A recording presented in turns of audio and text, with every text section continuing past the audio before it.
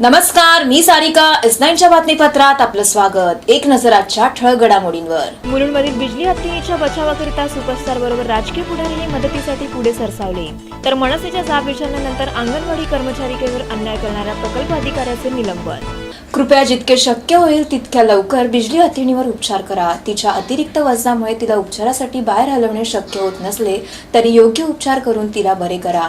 या सुपरस्टार अमिताभ बच्चन यांच्या ट्विटरवरील आवाहनानंतर आता राजकीय पुढारीही पुढे सरसावले आहेत. गेल्या आठवडाभरापासून मुलुंड येथे बिजली हत्तीणीची प्रकृती दिवसेंदिवस खालावत आहे. तिच्या वजनामुळे तिच्या उपचारासाठी दुसरीकडे हलवता येत नव्हते. त्यामुळे सध्या तरी तिच्यावर मुलुंडमध्येच औषध उपचार सुरू आहेत. आतापर्यंत 6 वेळा तिच्यावर उपचार करण्यात आले आहेत. तर वन विभाग आणि प्राणी मित्रांच्या प्रयत्नानंतर तिच्यावर प्राणीवैद्यांकडून उपचार करण्यात आले आहेत. या बिजली हत्तीणीच्या उपचाराकरिता सुपरस्टार अमिताभ बच्चन यांच्या आवाहनानंतर आता मुलुंडमधील राजकीय पुढारीही आव्हानासाठी पुढे सरसावले आहेत. ईशान्य मुंबई शिवसेना विभाग प्रमुख दत्ता दळवी व मनपाचे शिक्षण अधिकारी मनोज कोटक यांनी बिजलीच्या उपचारासाठी सहकार्य करावे असे आवाहन S9शी बोलताना केले आहे. खरं म्हणजे ही जी हत्तीण आहे बिजली ही अनेक वर्ष मुलुंडच्या भागामध्ये आहे आणि त्यामुळे खरं म्हणजे ही हत्तीण म्हणजे हत्ती म्हटल्यानंतर आपण देव मानतो आणि त्यामुळे लोकांनी तिला जे काही खाणं दिलं असेल, ऑइली दिलं असेल, डॉक्टरांशी बोलल्यानंतर डॉक्टरांचं म्हणणं आहे ऑइली खाणं हत्तीला देऊच नाही आणि ह्या सगळ्या गोष्टी माहीत नसल्यामुळे तिला किडे देणं, गोड पदार्थ देणं, नंतर गन्याचं ज्यूस देणं, केळी जास्तीत जास्त देणं खायला आणि ह्यामुळे ती परिस्थितीचं वजन वाढलेलं आहे. जसं तो प्राणी आहे तो कोणाला सांगू शकत नाही, पण माणसालासुद्धा आपण म्हणतो अरे बाबा तुझं वजन वाढलेलं आहे. वजन वाढल्यानंतर पायावरती जोर येतो, घुटणे दुखायला लागतात, पाय दुखायला लागतात. आता ते हे तसंच झालेलं आहे. त्यामुळे आता माझं तर म्हणणं आहे आता बिजली हत्तींची अशी परिस्थिती आहे, पण तो तिचा तो आता बच्चा जो आहे त्याला सांभाळलं पाहिजे, त्याला आताहून प्रिकॉशन घ्यायला पाहिजे. कारण आम्ही सगळे प्राण्यावरती प्रेम करणारे लोक आपण आहोत आणि अनेक लोकांनी हे सगळी परिस्थिती बघितलं, अनेक माध्यमाने हा विषय उचलून धरलेला आहे आणि म्हणून ह्या हत्तीणीला आता वय तिचं 58 आहे. अजून त्या असं मी विचारलं डॉक्टरांना, डॉक्टर म्हणाले हत्तीचं वय 85पर्यंत असू शकतो, हत्ती 85 वर्षापर्यंत जगू शकतो. ह्याचा अर्थ हिचं अजूनही जगणं होऊ शकतं जर तिचे पाय व्यवस्थित झाले. पायाला आता जसं माणसाला लकवा मारतो त्याप्रमाणे काहीतरी दुखापत झाली असेल, मागचे पाय लागत नाही आहेत, परंतु ह्याच्याकडे आता डॉक्टर लक्ष देत आहेत, इथली मुलुंडची मंडळी लक्ष देत आहेत. अनेक तुम्ही आपल्या TV च्या माध्यमातून आपण मीडिया त्या ह्या सगळ्या गोष्टीला आपण धावत आलेल्या आहेत, त्याबद्दल मी तुमचे आभार व्यक्त करतो. आणि ही जी हत्तीण आहे ती लवकरात लवकर उठून उभी राहावी असं आपण सरकारने परमेश्वराकडे प्रार्थना करतो. आपल्याकडून तिच्यासाठी उपचारासाठी काही मदत करणार आम्ही करणार मदत. शिवसेना नक्कीच मदत करेल म्हणून तर आम्ही आलो आहोत. आता डॉक्टर काय म्हणतात ते बघू. डॉक्टरांना जे जे काही सांगतील ते आम्ही मुलुंड शिवसेना शाखा आहे, आमचे आनंद जाधव इथे उपप्रमुख आहेत, आमचे संध्या वडावकर ताई आहेत, आम्ही आहोत. आम्ही नक्कीच मदत करणार, त्याबद्दल काही नोट. डॉक्टर से बात करने के बाद आसाम से जो डॉक्टर आए उन्होंने बताया सिचुएशन में सुधार होना बहुत मुश्किल है. भगवान के पास प्रार्थना कर सकते हैं, अगर दवाइयाँ काम करने के चमत्कार होगा. हम सबकी दुआएं उनके साथ में होने के कारण भगवान से यही प्रार्थना है कि जल्द से जल्द ठीक है. सर, ये प्राणीमित्र संगठन मदद का आह्वान कर रहे हैं आपकी ओर से. प्राणी मित्र संगठनाओं ने जो मदद का आह्वान किया और ये जो डॉक्टर असम से आए उन्होंने जो रिकमेंडेशन दिए, जो भी कुछ कम पड़ता रहेगा, दवाइयाँ भी कहाँ कम पड़ती, सभी अपनी तरीके से प्रयत्न कर रहे हैं. हम भी हमारे मित्रों के साथ मिलकर इनमें प्रयत्न. Chetan Sawant, S9 news, Mumbai. Kopri Midbandar road येथे ठाणे महानगरपालिकेच्या वतीने कलादालन उभारण्यात आले असून याचे काम पूर्ण होऊन अद्याप उद्घाटन सोहळा करण्यात आलेला नाही. ठाणे महानगरपालिका परिसरातील नागरिकांच्या कलागुणांना वाव देण्याकरिता कोपरी परिसरात कलादालन उभारण्यात आले आहे. या कलादालनाचे काम हे पूर्ण झाले असून याची देखरेख करण्याकरिता ठाणे महानगरपालिका विभागाला कमिटी मिळत नसल्याने याचा उद्घाटन सोहळा रखडला आहे. एकूण 14 लाख रुपये खर्च करून डिवायडरवर हे कलादालन उभारण्यात आले आहे. तर या कलादालनाचा वापर हा रात्रीच्या वेळी दारू पिण्यासाठी व जुगार खेळण्यासाठी होत असल्याचे सध्या परिस्थितीवरून दिसून येत आहे. हा सर्वात पहिला मी उचलला होता इथून. या संदर्भामध्ये मी पूर्ण पाठपुरावाही केला. संबंधित त्याचे जे अधिकारी आहेत, कार्यकारी अभियंता आहेत किंवा याच्यामध्ये जे कोणी इन्वॉल्ड आहेत त्यांना मी पहिला पत्रव्यवहार केला. त्यानंतर मी स्वतः माझ्या वैयक्तिक नावाने केंद्रीय माहिती अधिकार म्हणजे RTI टाकला होता. त्यात मला 2 वेळा मी जेव्हा RTI टाकला तेव्हा मला तिकडचे जे अधिकारी आहेत यांच्याकडनं उत्तरं टोलवाटोलीची मिळाली. संपूर्ण याचं जे बजेट आहे हे 14 लाख रुपये दाखवण्यात आलं RTIच्या माध्यमातून. आणि मी जेव्हा विचारलं की एवढे कशाला खर्च केले गेले, तर मला सांगण्यात आलं की उत्तर देण्यात आलं लेखी की याच्यामध्ये कुठल्याही प्रकारची लेखी अशी म्हणजे कुठल्या सर्वसामान्य लोकांची, कुठल्या पक्ष संघटनेची किंवा सामाजिक संस्थेची मागणी नव्हती. एक 4-5 लोकांच्या मागणीसाठी तुम्ही 14 लाख रुपये महापालिकेचे खर्च केले, ठीक आहे, त्याबद्दल काय वाईट नाही. पण आज गेले 6 महिने बघतोय आम्ही की हे कलादालन उभारून इथं असं पेंडिंग आहे, याचं अजून ओपनिंग झालेलं नाही. आणि मी जेव्हा त्यांना विचारायला गेले हे का अर्धवट ठेवलं असं तुम्ही, म्हणजे सुरुवात का नाही करत लोकांसाठी कुठं, तर त्यांनी मला उत्तर दिलं की अजून आम्हाला NGO सापडत नाही की संबंधित हा जो कलादालन आहे याची देखरेख करण्यासाठी NGO सापडत नाही. तर माझा एक वैयक्तिक दृष्ट्या एक असाच विषय आहे की जर तुम्हाला NGO सापडत नाही, मग तुम्ही हे कशाला चालू केलं आणि कोणासाठी चालू केलं आहे. मुळात इकडे जर तुम्हाला कलादालन करायचं होतं तर इथे अनेकही जागा होत्या, काही बगीचे होते इथे, आणि इथे आधी डिवायडर होता, या डिवायडरवरती काम करून हे कलादालन उभारलेलं आहे आणि दाखवण्यात आलं की आम्ही नव्याने खर्च करून उभारलेला आहे. तसं काही नाही, इथे पूर्वी डिवायडर होता आणि इथून या डिवायडरवरती परत काम करून त्याचं रिन्युवेशन करून त्याच्यामध्ये थोडीशी डेकोरेशन करून त्यांनी हे उभारलेलं आहे. आणि संबंधित मी जेव्हा माहिती काढली RTIच्या माध्यमातून, माझे एक मित्र आहेत त्यांनी स्ट्रक्चरल ऑडिट वगैरे करून मला दाखवलं, तर त्यांचं म्हणणं आहे की जास्तीत जास्त खर्च हा 8 लाख रुपये असू शकेल. आणि जे सांगते महापालिका की 14 लाख आम्ही खर्च केले, हे चुकीचं आहे.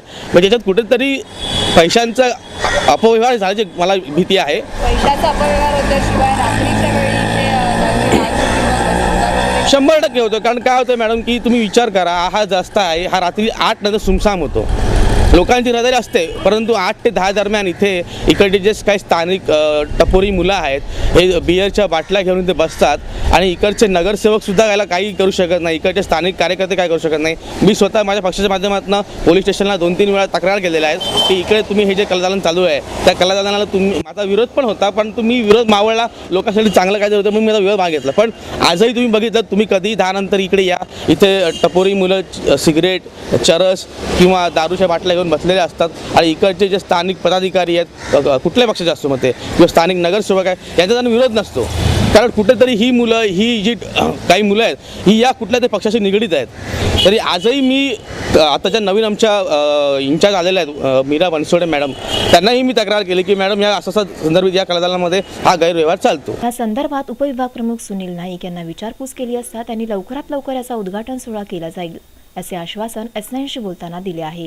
जरी 2 महिने झाले असले तरी हे बांधून नुसतं असंच चालू करता येणार नाही आहे. हे चालू केल्यानंतर त्याची देखभाल झाली पाहिजे, तिथे रेग्युलर एक्झिबिशन्स भरले गेले पाहिजेत. याकरिता ते एखाद्या संस्थेला आपल्याला निगा राखण्याकरिता देण्याचे आहे आणि त्याच्यासाठी महापालिकेने टेंडर्स काढलेले आहेत. त्यात निविदा अजूनपर्यंत कोणी भरल्या गेलेल्या नाही. त्या निविदेचं प्रोव्हिजन चालू असल्यामुळे त्याला उशीर होत आहे. या कलादालनाच्या परिसरात शाळा कॉलेज असून लवकरात लवकर उद्घाटन करावे अशी मागणी तेथील नागरिक व शाळकरी विद्यार्थ्यांकडून केली जात आहे. बरेच दिवस गेल्या वर्षापासून त्यांची मागणी होती, त्याची मागणी होती बरेचसे आमचे आर्टिस्ट आहेत जे वेगवेगळ्या प्रकारे बऱ्याचशा माध्यमातून पेपरमध्ये पण असतात, त्यांना कुठेतरी वाव मिळावा म्हणून आम्ही आमच्या स्थानिक नगरसेवकांना सांगितलं आणि स्थानिक नगरसेवकांनी त्या जातीने लक्ष देऊन एक कलादालन उभं केलं. त्यांना आम्ही पण जसं तुम्ही विचारलं त्याबद्दल आम्ही पण त्यांना खुले दालनाच्या ओपनिंगबद्दल विचारलं, पण त्यांनी काय सांगितलं तांत्रिक अडचणी, शासकीय तांत्रिक अडचणी असल्यामुळे त्यात एक खुले दालनाचं ओपनिंग होत नाही आहे, पण लवकरात लवकर होईल. आम्ही रहिवासी नागरिक म्हणून तुम्हाला काय वाटतं की कधीपर्यंत याचं आम्ही विचारलं नागरिक म्हणून त्यांनी आम्हाला सांगितलं 1-1.5 महिन्यात या खुल्या दालनाचं ओपनिंग होईल, उद्घाटन होईल. ते कलादालन आणलेलं आहे पण कधीच उद्घाटन झालेलं नाही आहे. आमची इच्छा आहे की लवकरात लवकर महानगरपालिकेने याची उद्घाटन करावं, म्हणजे आम्हाला हे इकडे कला दाखवायचं आहे, तर त्यांनी अजून केलं नाही आहे.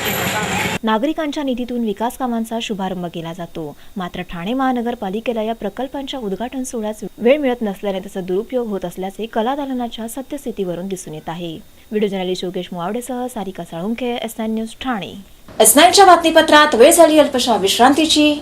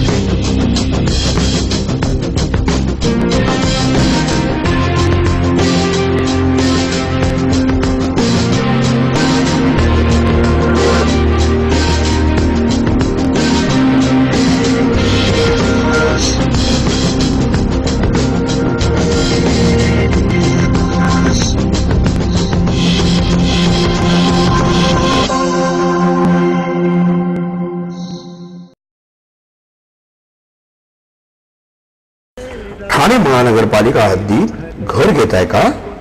मग ते अनधिकृत तर नाही ना, याची खातर जमा करा. अनधिकृत घर घेणं हा विकणाऱ्यासोबत विकत घेणारा देखील तितकाच दोषी असतो. तेव्हा घराची डोळस खरेदी करा. आपली कुठे फसवणूक तर होत नाही ना, यासाठी ठाणे महानगरपालिका मुख्यालयातील 4थ्या मजल्यावरील बांधकाम विभागात घराचा सर्वे नंबर, टिक्का नंबर याची खातर जमा करा. घराचं स्वप्न अवश्य करूया साकार, पण अनधिकृत घराचा नका करू कधीही विचार. अधिकृत घर म्हणजे उद्याची देखील निश्चिंती. अनधिकृत घराचे दार म्हणजे डोक्यावर कधीही तोडण्याची टांगती तलवार. जगणं तुमचं होऊ दे सुरेल गाणं, स्वच्छ सुंदर आणि अधिकृत घरांचं हसरं ठाणं.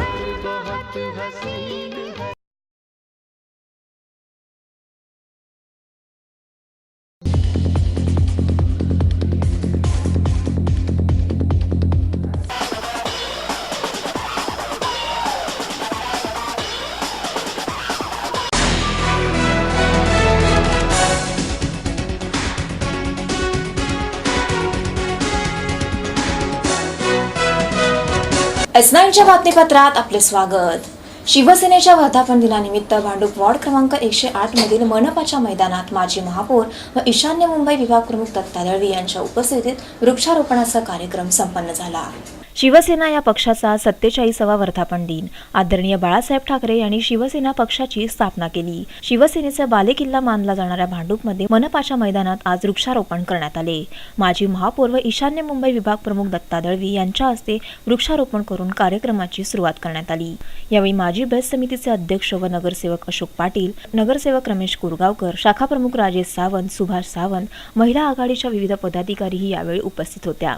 भांडूप वॉर्ड क्रमांक 108 मधील महानगरपालिकेच्या मैदानात वृक्षारोपण करण्यात आले. प्रथम मी शिवसेनेच्या 47व्या वर्धापन दिनानिमित्तानं सगळ्यांना हार्दिक शुभेच्छा देईन. शिवसैनिका देईन, शिवसेनेच्या पदाधिकाऱ्यांना देईन.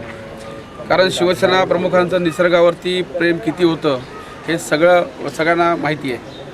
आणि म्हणून आम्ही लोकांनी ठरवलं सर्व पदाधिकाऱ्यांच्या बैठकीमध्ये, उपविभाग प्रमुख, महिला उपविभाग प्रमुख डाके साहेबांच्या नेतृत्वाखाली, आणि ठरवलं की ईशान्य मुंबईमध्ये आपल्या ज्या 19 शाखा आहेत त्या प्रत्येक शाखेने 10 झाडं लावायची, पण ती 10 झाडं जगवायची. नाही तर झाडं भरपूर लावतो आणि आपण दुर्लक्ष करतो. आणि म्हणून शिवसेना प्रमुखांना अभिप्रायाचं काम करण्याचा प्रयत्न आज शिवसेनेच्या 47व्या वर्धापन दिनाच्या निमित्तानं आपण या ठिकाणी करतोय.